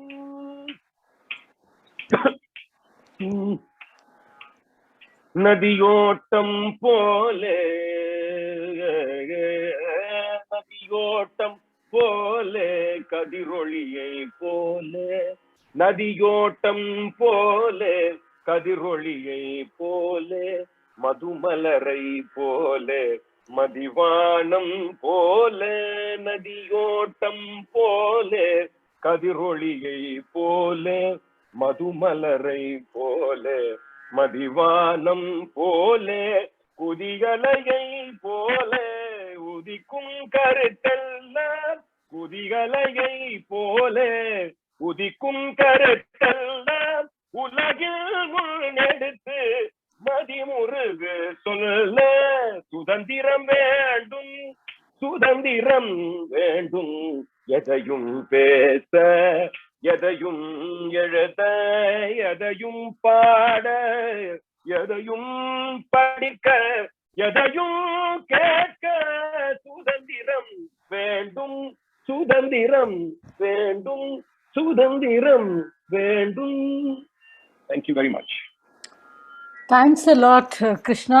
And on behalf of Srishti Manipal Institute of Art, Design and Technology, and on behalf of Creative Writing Program and Sightseeing, which is a general studies course, and on behalf of all my students here and myself, a big thanks to you. It was a wonderful evening, and thanks a lot for promising 2 hours and giving us 2 hours. No, thank you very much. Thank you, thank you, thank you. We are thank honored. You so thank you. Pleasures, man. Thank you all very much. Thank you, audience, for being with us today.